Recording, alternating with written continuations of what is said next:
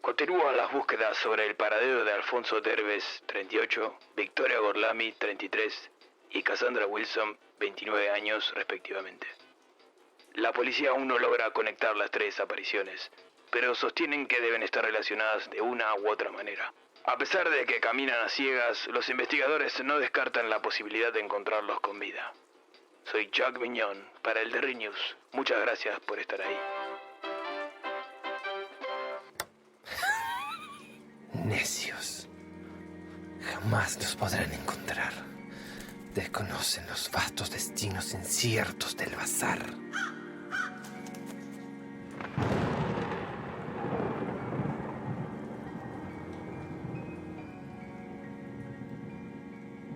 Bienvenidos a la segunda temporada del Bazar de los Tormentos.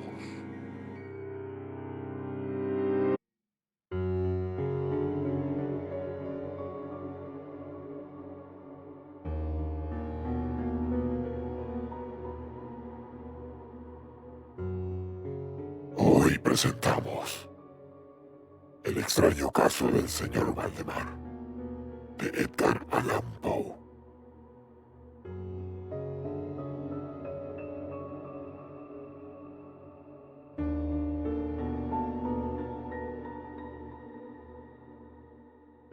De ninguna manera me parece sorprendente que el extraordinario caso del señor Valdemar haya provocado tantas discusiones. Hubiera sido un milagro que ocurriera lo contrario, especialmente en tales circunstancias. Aunque todos los participantes deseábamos mantener el asunto alejado del público, al menos por el momento, o hasta que nos ofrecieran nuevas oportunidades de investigación. A pesar de nuestros esfuerzos, no tardó en difundirse una versión tan espuria como exagerada, que se convirtió en fuente de muchas desagradables tergiversaciones y, como es natural, de profunda incredulidad. El momento ha llegado de que yo dé a conocer los hechos, en la medida en que me es posible comprenderlos.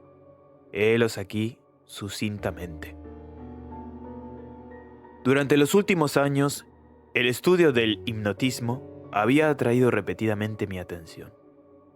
Hace unos 9 meses, se me ocurrió súbitamente que en la serie de experimentos efectuados hasta ahora existía una omisión tan curiosa como inexplicable. Jamás se había hipnotizado a nadie in articulo mortis. Quedaba por verse si, en primer lugar, un paciente en esas condiciones sería susceptible de influencia magnética. Segundo, en caso de que lo fuera, si su estado aumentaría o disminuiría dicha susceptibilidad. Y tercero, hasta qué punto o por cuánto tiempo el proceso hipnótico sería capaz de detener la intrusión de la muerte. Quedaban por aclarar otros puntos, pero estos eran los que más excitaban mi curiosidad, sobre todo el último, dada la inmensa importancia que podían tener sus consecuencias.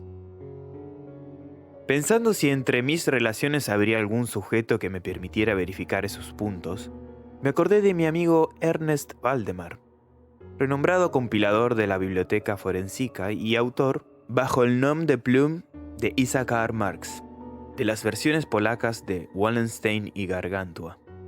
El señor Valdemar, residente desde 1839 en Harlem, Nueva York, es o era especialmente notable por su extraordinaria delgadez, tanto que sus extremidades inferiores se parecían mucho a las de John Randolph, y también por la blancura de sus patillas, en violento contraste con sus cabellos negros, lo cual llevaba a suponer con frecuencia que usaba peluca. Tenía un temperamento muy nervioso, que le convertía en un buen sujeto para experiencias hipnóticas.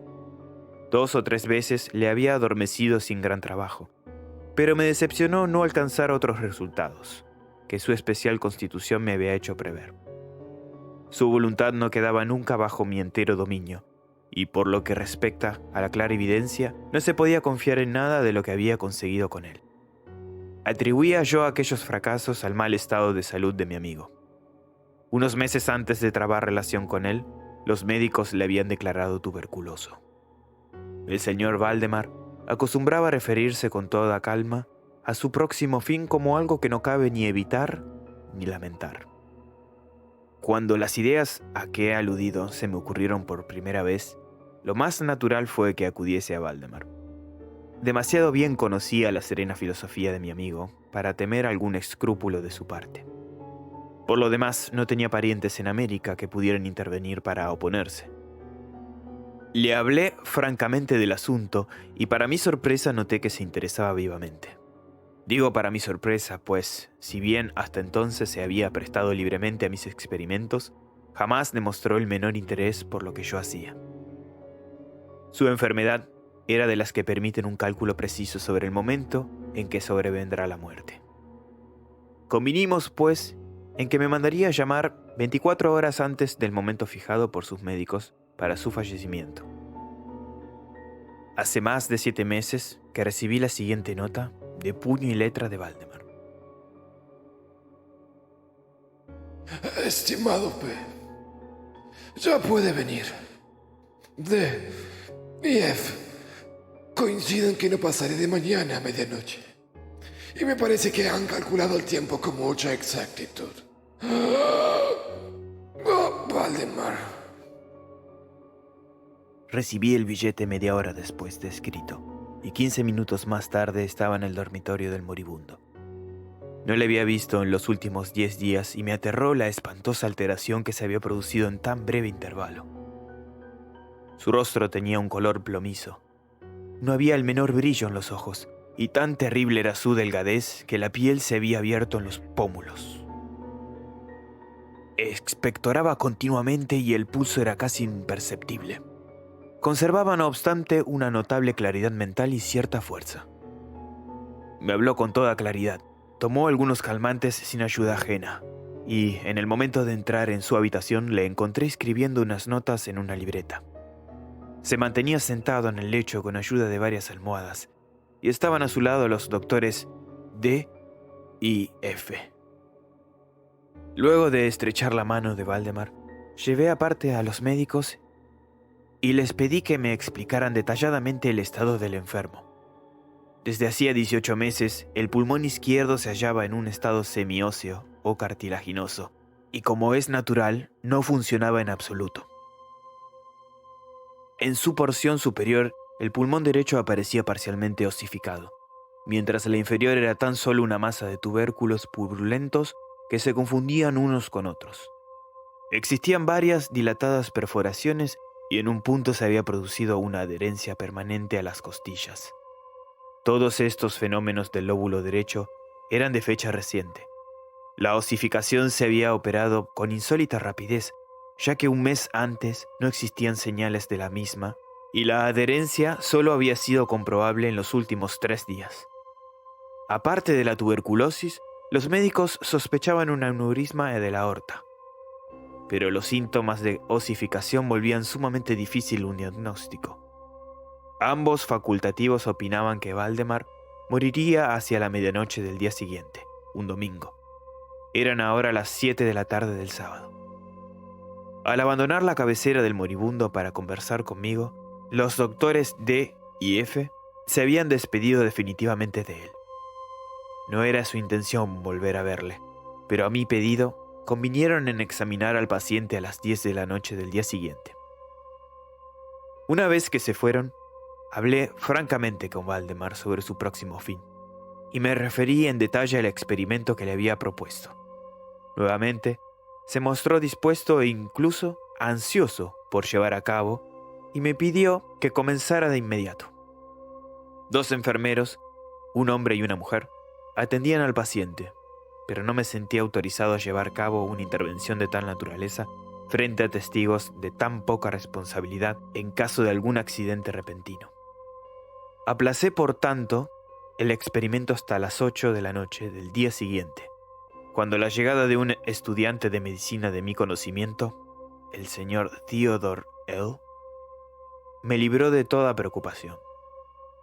Mi intención inicial había sido la de esperar a los médicos, pero me vi obligado a proceder, primeramente por los urgentes pedidos de Valdemar y luego por mi propia convicción de que no había un minuto que perder, ya que con toda evidencia el fin se acercaba rápidamente. El señor L.I. tuvo la amabilidad de acceder a mi pedido, así como de tomar nota de todo lo que ocurriera. Lo que voy a relatar ahora procede de sus apuntes, ya sea en forma condensada o verbatim. Faltaban 5 minutos para las 8, cuando después de tomar la mano de Valdemar, le pedí que manifestara con toda claridad posible, en presencia de Eli, que estaba dispuesto a que yo le hipnotizara en el estado en que se encontraba. Débil, pero distintamente, el enfermo respondió: Sí, quiero ser hipnotizado. Me temo que sea demasiado tarde. Mientras así decía, empecé a efectuar los pases que en las ocasiones anteriores habían sido más efectivos con él. Sentía indudablemente la influencia del primer movimiento lateral de mi mano por su frente, pero, aunque empleé todos mis poderes, me fue imposible lograr otros efectos hasta algunos minutos después de las 10, cuando llegaron los doctores D y F, tal como lo habían prometido. En pocas palabras, le expliqué cuál era mi intención y, como no opusieron inconveniente, considerando que el enfermo se hallaba ya en agonía, continué sin vacilar, cambiando. Sin embargo, los pases laterales por otros verticales y concentrando mi mirada en el ojo derecho del sujeto. A esta altura, su pulso era imperceptible y respiraba entre estertores, a intervalos de medio minuto. Esta situación se mantuvo sin variantes durante un cuarto de hora. Al expirar este periodo, sin embargo, un suspiro perfectamente natural, aunque muy profundo, escapó del pecho del moribundo. Mientras cesaba la respiración estertorosa, o, mejor dicho, dejaban de percibirse los estertores, en cuanto a los intervalos de la respiración, siguieron siendo los mismos. Las extremidades del paciente estaban heladas. A las 11:05 advertí inequívocas señales de influencia hipnótica. La vidriosa mirada de los ojos fue reemplazada por esa expresión de intranquilo examen interior que jamás se ve sino en casos de hipnotismo, y sobre la cual no cabe engañarse. Mediante unos rápidos pases laterales hice palpitar los párpados, como al acercarse el sueño, y con unos pocos más los cerré por completo. No bastaba esto para satisfacerme, sin embargo, sino que continué vigorosamente mis manipulaciones, poniendo en ellas toda mi voluntad, hasta que hube logrado la completa rigidez de los miembros del durmiente, a quien previamente había colocado en la posición que me pareció más cómoda. Las piernas estaban completamente estiradas, los brazos reposaban en el lecho, a corta distancia de los flancos. La cabeza había sido ligeramente levantada.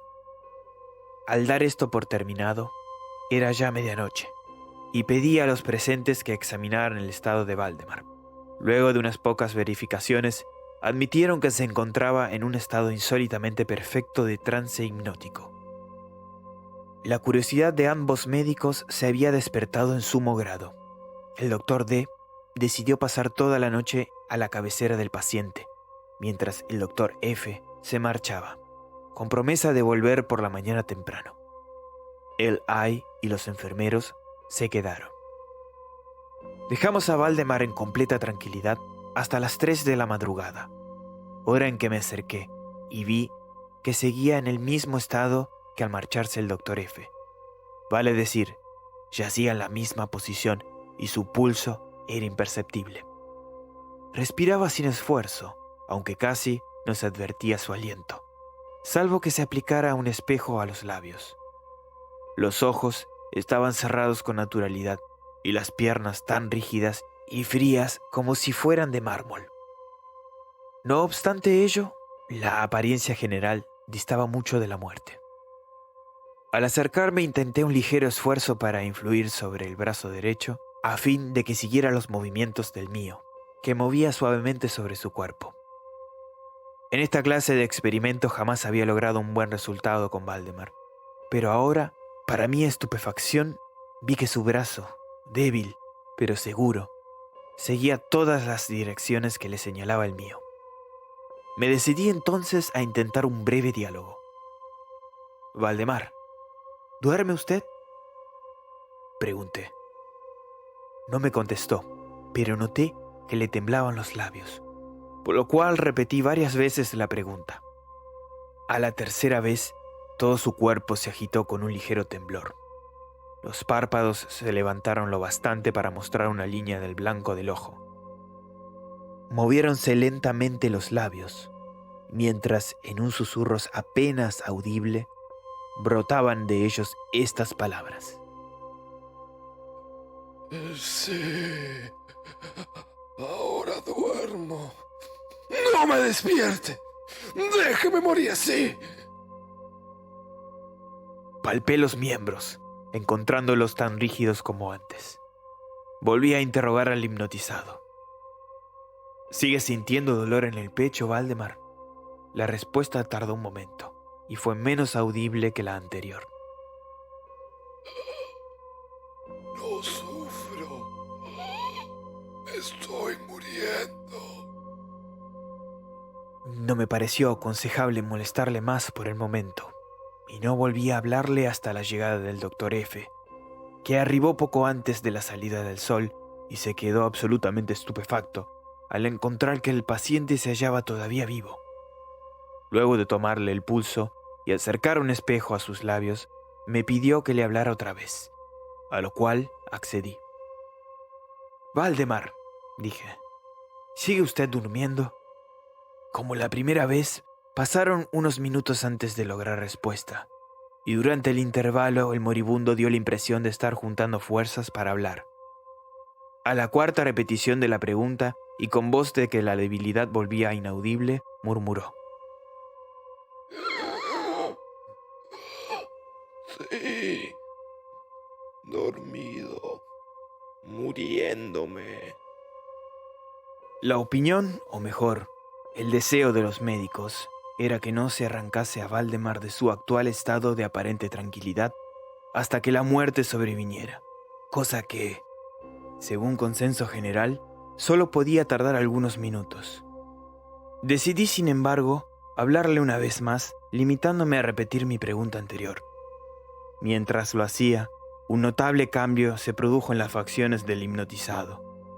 Los ojos se abrieron lentamente, aunque las pupilas habían girado hacia arriba.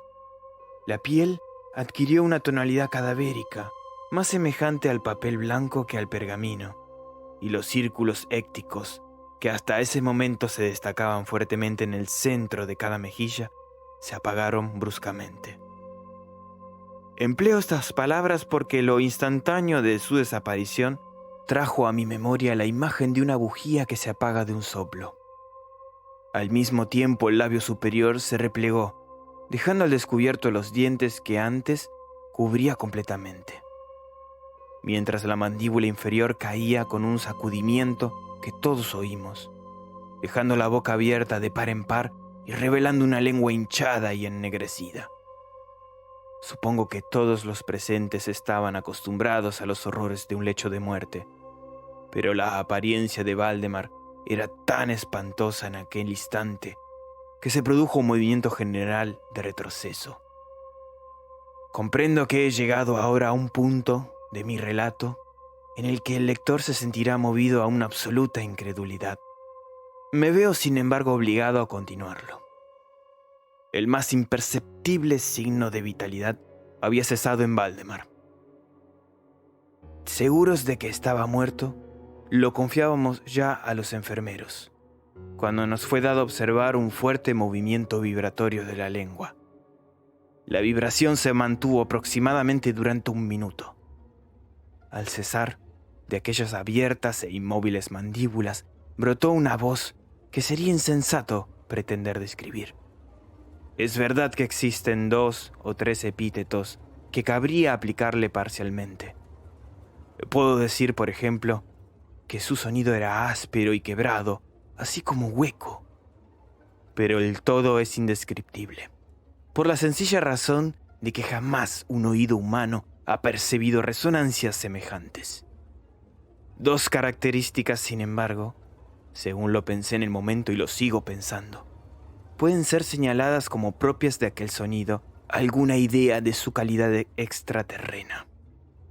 En primer término, la voz parecía llegar a nuestros oídos, por lo menos a los míos, desde larga distancia o desde una caverna en la profundidad de la tierra.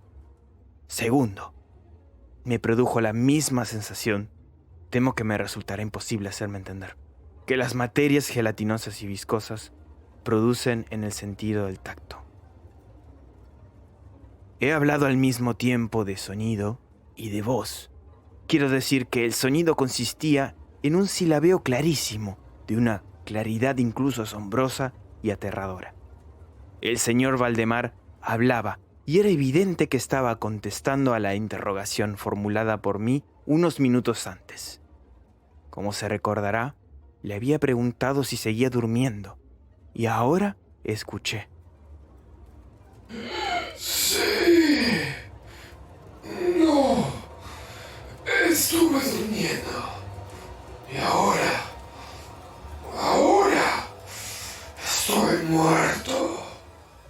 Ninguno de los presentes pretendió siquiera negar ni reprimir el inexpresable estremecedor espanto que aquellas pocas palabras así pronunciadas tenían que producir. Eli, el estudiante, cayó desvanecido. Los enfermeros escaparon del aposento y fue imposible convencerlos de que volvieran. Por mi parte, no trataré de comunicar mis propias impresiones al lector. Durante una hora, silenciosos, sin pronunciar una palabra, nos esforzamos por reanimar a Eli. Cuando volvió en sí, pudimos dedicarnos a examinar el estado de Valdemar. Seguía, en todo sentido, como lo he descrito antes, salvo que el espejo no proporcionaba ya pruebas de su respiración. Fue inútil que tratáramos de sangrarlo en el brazo. Debo agregar que éste no obedecía ya a mi voluntad. En vano, me esforcé por hacerle seguir la dirección de mi mano. La única señal de la influencia hipnótica la constituía ahora el movimiento vibratorio de la lengua cada vez que volvía a hacer una pregunta a Valdemar. Se diría que trataba de contestar, pero que carecía ya de voluntad suficiente. Permanecía insensible a toda pregunta que le formulara, cualquiera que no fuese yo, aunque me esforcé por poner a cada uno de los presentes en relación hipnótica con el paciente. Creo que con esto he señalado todo lo necesario para que se comprenda cuál era la condición del hipnotizado en ese momento. Se llamó a nuevos enfermeros y a las 10 de la mañana abandoné la morada en compañía de ambos médicos y de Eli. Volvimos por la tarde a ver al paciente. Su estado seguía siendo el mismo. Discutimos un rato sobre la conveniencia y posibilidad de despertarlo, pero poco nos costó llegar a la conclusión de que nada bueno se conseguiría con eso. Resultaba evidente que hasta ahora la muerte, o eso que de costumbre se denomina muerte, había sido detenida por el proceso hipnótico. Parecía claro que, si despertábamos a Valdemar, lo único que lograríamos sería su inmediato, o por lo menos, su rápido fallecimiento. Desde este momento hasta fines de la semana pasada, vale decir casi 7 meses, continuamos acudiendo diariamente a casa de Valdemar, acompañados una y otra vez por médicos y otros amigos. Durante todo este tiempo el hipnotizado se mantuvo exactamente como lo he descrito. Los enfermeros le atendían continuamente. Por fin, el viernes pasado, resolvimos hacer el experimento de despertarlo o tratar de despertarlo. Probablemente el lamentable resultado del mismo es el que ha dado lugar a tanta discusión en los círculos privados y a una opinión pública que no puedo dejar de considerar como injustificada. A efectos de librar del trance hipnótico al paciente, acudí a los pases habituales. De entrada resultaron infructuosos. La primera indicación de un retorno a la vida lo proporcionó el descenso parcial del iris. Como detalle notable se observó que este descenso de la pupila iba acompañado de un abundante flujo de ícor amarillento. procedente de debajo de los párpados, que despedía un olor penetrante y fétido. Alguien me sugirió que tratara de influir sobre el brazo del paciente como al comienzo. Lo intenté, sin resultado. Entonces, el doctor F. expresó su deseo de que interrogara al paciente.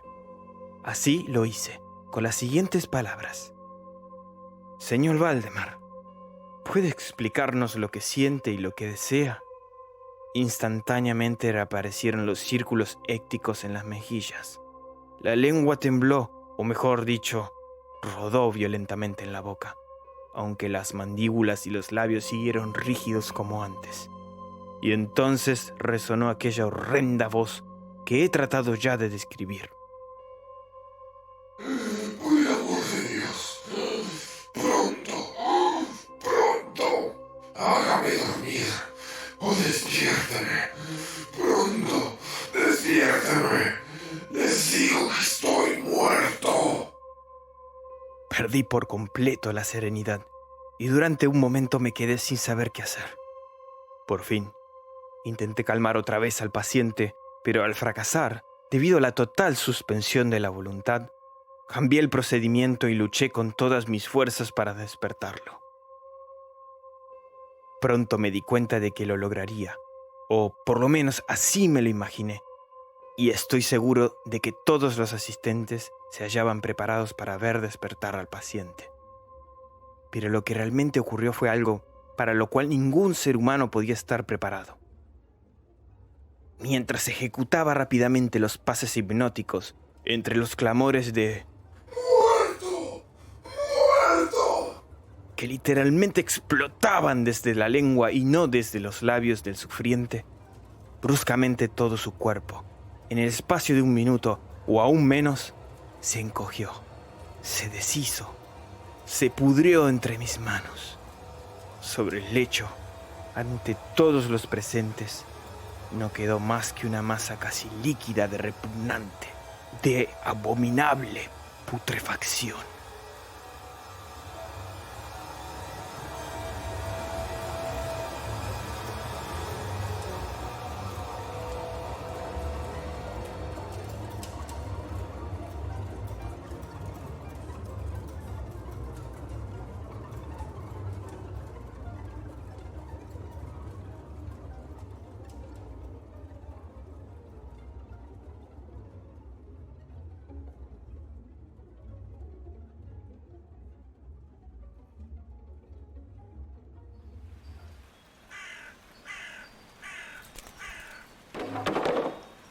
No, Plutón.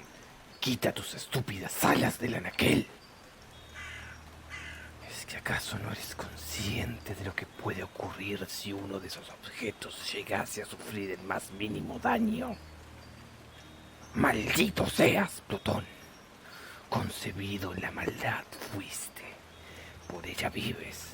Tu alimento y bebida son la muerte y la destrucción.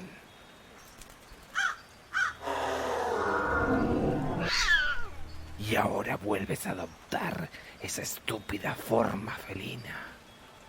¿Acaso no aprendiste aquella lección que te costase vuestro ojo izquierdo?